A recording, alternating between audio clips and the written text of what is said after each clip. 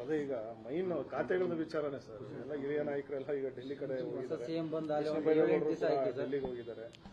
ನೋಡಿ, ಕೃಷ್ಣ ಬೈರೇಗೌಡರ ವಿಚಾರದಲ್ಲಿ ಅದು ಬಹುಶಃ ನಿಮ್ಮೆಲ್ಲರ ಮಾಧ್ಯಮ ಸೃಷ್ಟಿ, ಅದು ಏನೇ ಅಂಥದ್ದು ಇದ್ರೂ ಕೂಡ ಕಾಂಗ್ರೆಸ್ ಪಕ್ಷದ ಹೈಕಮಾಂಡ್ ಏನಿದೆ, AICC ಅಧ್ಯಕ್ಷರು, ಮುಖ್ಯಮಂತ್ರಿಗಳು, ಸಿದ್ದರಾಮಯ್ಯನವರು, ಆಮೇಲೆ ನಮ್ಮ AICC ಪ್ರಧಾನ ಕಾರ್ಯದರ್ಶಿಗಳು ಸುರ್ಜೇವಾಲ ಅವರು ಎಲ್ಲರೂ ಅದನ್ನು ಬಗೆಹರಿಸ್ತಾರೆ. ಅಂಥದ್ದೇನಾದರೂ ಇದ್ದರೆ ಬಹುಶಃ ನನಗೆ ಅನ್ನಿಸ್ತದೆ ಅಂಥದ್ದು ಯಾವುದೂ ಕೂಡ ಇಲ್ಲ.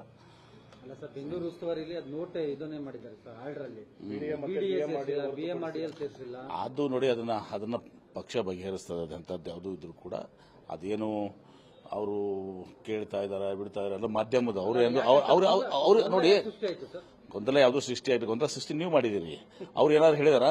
ಕೃಷ್ಣ ಬೈರೇಗೌಡರು ಯಾವುದಕ್ಕೂ ಉತ್ತರ ಕೊಟ್ಟಿಲ್ಲ. ಅವರು ಕೃಷ್ಣ ಬೈರೇಗೌಡರು ಯಾವುದಕ್ಕೂ ಉತ್ತರ ಕೊಟ್ಟಿಲ್ಲ. ಅವ್ರು ಹೇಳಿದ್ದಾರೆ, ಅವ್ರು ಉತ್ತರ ಕೊಡಲ್ಲ. ಅವ್ರು ನೋಡಿ, ಅವ್ರು ಉತ್ತರ ಕೊಡ್ಲಾರ್ದಕ್ಕೆ ನಾನು ಕೊಡ್ಲಾ?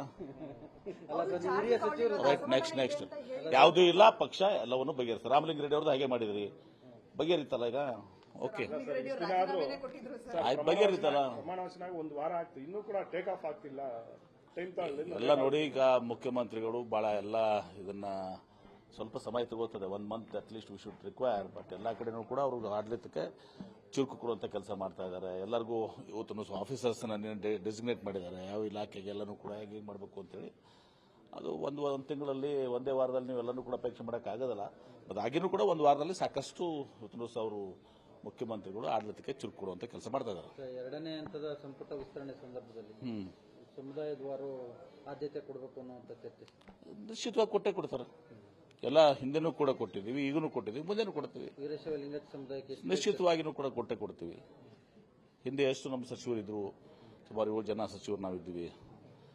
ಪಕ್ಕವಾಗಿ ಎಲ್ಲ ಕೊಟ್ಟೇ ಕೊಡ್ತಾರೆ. ಈಗ 3 ಜನ ಆಗಿದೆ. ಇನ್ನು ಮುಂದಿನ ಹಂತದಲ್ಲಿ ಲಿಂಗಾಯತರಿಗಾಗಲಿ ಬೇರೆ ಬೇರೆ ಸಮುದಾಯ, ಒಂದೇ ಒಂದು ಸಮುದಾಯ ಇರ್ತಲ್ಲ, ಎಲ್ಲ ಸಮುದಾಯಗಳಿಗೆ ಸೂಕ್ತವಾದಂಥ ಪ್ರಾತಿನಿಧ್ಯ ಕೊಡ್ತಾರೆ. ಪಾಟೀಲ್ ಅವರಿಗೆ ಪ್ರಮೋಷನ್ ಸಿಗುತ್ತೆ ಅನ್ಕೊಂಡಿದ್ರು ಸರ್ ನಿಮ್ಮ ಅಭಿಮಾನಿಗಳು. ಯಾಕೆ ಸರ್ ಬರೇ ಇದೇ ಖಾತೆಯಲ್ಲಿ ನೋಡಿ, ಕಾಂಗ್ರೆಸ್ ಏನೋ ಮಾನದಂಡಗಳಿರ್ತವೆ. ಈಗ ಪರಮೇಶ್ವರ್ ಅವರು ಹಿರಿಯರು, KPCC ಅಧ್ಯಕ್ಷರಾಗಿ 6-8 ವರ್ಷ ಕೆಲಸ ಮಾಡಿದರು. ಅವರು DCM ಆಗಿದ್ದು ನನಗೆ ಸಂತೋಷ ಇದೆ. ಅವ್ರಿಗಿಂತ ಜಾಸ್ತಿ ಸಂತೋಷ ನನಗಿದೆ. ಹೀಗಾಗಿ ಸಮಯ ಬರ್ತದೆ, ಎಲ್ಲನೂ ಕೂಡ ಸೂಕ್ತ ಸಂದರ್ಭದಲ್ಲಿ. ನನಗೆ ಯಾವುದೇ ಕೂಡ ಅಸಮಾಧಾನ ಆಗಲಿ, ಯಾವುದೂ ಇಲ್ಲ. ಇವತ್ತು ನನಗೆ ಅದೇ ಖಾತೆಯಲ್ಲಿ ಮುಂದುವರಿಸಿದ್ದಾರೆ, ಇಂಡಸ್ಟ್ರೀಸು ಮತ್ತು IDD. ಈಗಾಗಲೇ ನಾನು ಸ್ವಲ್ಪ ಸಾಕಷ್ಟು ಕೆಲಸ ಮಾಡಿದೆ, ಅದನ್ನು ಮುಂದುವರಿಸ್ಕೊಂಡು ಹೋಗ್ತೇನೆ.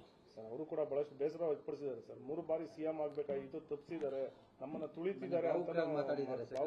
ನೋಡಿ, ಅಲ್ಲ, ಅವ್ರಿಗೂ 2013ರಲ್ಲಿ ಇವತ್ತು ದಿವಸ ಅವರು KPCC ಅಧ್ಯಕ್ಷ ಇದ್ರು, ಸಿದ್ದರಾಮಯ್ಯ ಅವರು ಅಪೋಸಿಷನ್ ಲೀಡರ್ ಇದ್ರು. ಆ ಟೈಮಲ್ಲಿ ಅವ್ರು ಸೋತರು. ಅವ್ರು ಸೋತಾಗ ಬಹುಶಃ ಅವ್ರು ತಾರಿಸ್ಕೊಂಡಿದ್ರೆ ಅವರು ಕೂಡ ಒಂದು ಹಂತದಲ್ಲಿ ಮುಖ್ಯಮಂತ್ರಿ ಆಗುವಂಥದ್ದು. ಒಂದು ಅರ್ಧ ಅವಧಿಗಾರು ಅಟ್ಲೀಸ್ಟ್ ಅವರು ಮುಖ್ಯಮಂತ್ರಿ ಆಗ್ತಿದ್ರು. 2.5 ಸಿದ್ದರಾಮಯ್ಯನವರು ಸೀನಿಯರ್ ಇದ್ರು. ತದನಂತರ ಒಂದು ಅರ್ಧ ಅವಧಿಗಾರು ಮುಖ್ಯಮಂತ್ರಿ ಆಗ್ತಿದ್ರು ಅಂತ ಆಶಯ ಎಲ್ಲದಿತ್ತು. ನಮ್ಮ ವಿಚಾರದಲ್ಲಿ ಸರ್, ತಾವು ಕೂಡ ಲಿಂಗಾಯತ ಸಮುದಾಯದಲ್ಲಿ ಮುಂಚೂಣಿಯಲ್ಲಿದ್ದೀರಿ. ತಮಗೂ ಕೂಡ ಈ ರೀತಿಯನ್ನು ತಪ್ಪಿಸ್ತಕ್ಕಂಥ ಕೈವಾಡಗಳು ಏನಾದರೂ ಅಂತ ಯಾವುದೂ ಕೂಡ ಇಲ್ಲ. ನಾನು ಹೇಳಿದ ನಾನು ಬಹಳ ಸಂತೋಷದಲ್ಲಿದ್ದೀನಿ, ಎರಡು ಮಾತಿಲ್ಲ. ಖಾತೆ ಆದರೆ ಇದರಿಂದ ಒಂದು ಬೆನಿಫಿಟ್ ಕೂಡ ಇದೆ. ಯಾಕಂದ್ರೆ ಈಗಾಗಲೇ 50% ವರ್ಕ್ ಮಾಡಿದ್ದೀನಿ. ಇನ್ನು 2 ವರ್ಷದಲ್ಲಿ ಇನ್ನೊಂದು 30-35% ಮಾಡಿದ್ರೆ ಸ್ವಲ್ಪ 80-85% ವರ್ಕ್ ಖಾತೆಯಲ್ಲೇ ಆಗ್ತದೆ. ಪರಿಷತ್ ಚುನಾವಣೆಗೆ ಸಂಬಂಧಪಟ್ಟಂತೆ JDS 3ನೇ ಅಭ್ಯರ್ಥಿ ಗೆಲ್ಲಿಸ್ಕೊಂತೀವಿ ಅಂತ ಹೇಳ್ತಾರೆ. ನೀವು 5ನೇ ಅಭ್ಯರ್ಥಿ ಹಾಕಿದ್ದೀರಾ.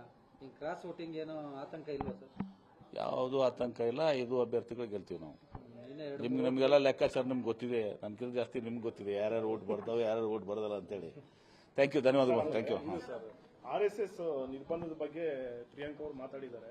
ರಿಜಿಸ್ಟ್ರೇಷನ್ ಬಗ್ಗೆ ಪ್ರಶ್ನೆ ಮಾಡಿದ್ದಾರೆ ಸರ್. ಹೌದು, ಯಾವುದೇ ಈಗ ಸಣ್ಣ ಕಿರಾಣಿ ಅಂಗಡಿ ಮಾಡಿದ್ರೆ ನೀವು ರಿಜಿಸ್ಟ್ರೇಷನ್ ಮಾಡಂತೀರಾ, ಸೈಕಲ್ ಪಂಚರ್ ಅಂಗಡಿ ಮಾಡಿದ್ರೆ ನೀವು ಅದಕ್ಕೆ ರಿಜಿಸ್ಟರ್ ಮಾಡಂತೀರಾ. ಅದಕ್ಕೆ ಒಂದು ದೊಡ್ಡ ಸಂಸ್ಥೆ ಆಗಿ ರಿಜಿಸ್ಟರ್ ಮಾಡಬೇಕಲ್ಲ, ಕಾನೂನಲ್ಲ ಅದು. ಯಾಕೆ ನೀವು ಬೇರೆ ತರ ನೋಡ್ತೀರಾ? ಒಂದು ಕಿರಾಣಿ ಅಂಗಡಿಗೆ ರಿಜಿಸ್ಟ್ರೇಷನ್ ಮಾಡ್ಕೋಬೇಕು. ಮತ್ತಿಷ್ಟೆಲ್ಲ ಇದ್ದಾಗ ಮಾಡಲೇಬೇಕಲ್ಲ, ಸಂವಿಧಾನ ಕಾನೂನು. ಹಾಗಿದ್ರೆ ನಾವ್ಯಾಕೆ ಮಾಡಬೇಕು? ನಮ್ದು ಒಂದು ಸಂಸ್ಥೆ ಅದಪ್ಪ, BLD ಸಂಸ್ಥೆ, ನಾವು ರಿಜಿಸ್ಟ್ರೇಷನ್ ಮಾಡ್ಲಾದ ನಡೀತದ? ಪರ್ಮಿಷನ್ ಬೇಕಂದ್ರೆ ಶಾಖೆಗಳು ಹೇಳ್ತಿಲ್ಲ, ಮೇನ್ ಟ್ರಸ್ಟ್ ಇವತ್ತು ಸಹ ಮತ್ತು ಅವರೇನೋ ಶಿಕ್ಷಣ ಸಂಸ್ಥೆಗಳು ತೆಗಿತಾರೆ, ಮತ್ತೊಂದು ಮಾಡ್ತಾರೆ, ಅವಕ್ಕೆಲ್ಲಕ್ಕೂ ಪರ್ಮಿಷನ್ ಬೇಕು. ಹಣ ಎಲ್ಲಿಂದ ಬಂತು, ಎಲ್ಲಿಂದ ಹೋಯ್ತು, ಎಲ್ಲನೂ ಬೇಕಲ್ಲ. ಹಾಗಿದ್ರೆ ಎಲ್ಲರೂ ಇದೇ ತರ ಎಲ್ಲರಿಗೂ ಮಾಡಿ ಅಂತಾರೆ. ನಮ್ಗೆ ಯಾಕಪ್ಪ ನಮ್ಮ BLDಗೆ ನಮ್ಮದು ರಿಜಿಸ್ಟ್ರೇಷನ್ ಬೇಡ, ನಮ್ಮದು ಏನು ಕೇಳಬೇಡಿ ನೀವು ಲೆಕ್ಕಪತ್ರ. ಅದೇ ರಾಜ್ಯದಲ್ಲಿ ನಿರ್ಬಂಧ ಹಾಕೋ ಏನಾದರೂ ಅದು ಗೊತ್ತಿಲ್ಲ, ನಾನು ಅದನ್ನು ನಿರ್ಬಂಧ ಹಾಕೋ ಪ್ರಶ್ನೆ ಮಾತಾಡ್ತಾ ಇಲ್ಲ. ರಿಜಿಸ್ಟ್ರೇಷನ್ ಮಾಡ್ಕೋಬೇಕಾಗಿದ್ದು ಧರ್ಮ ಅದು.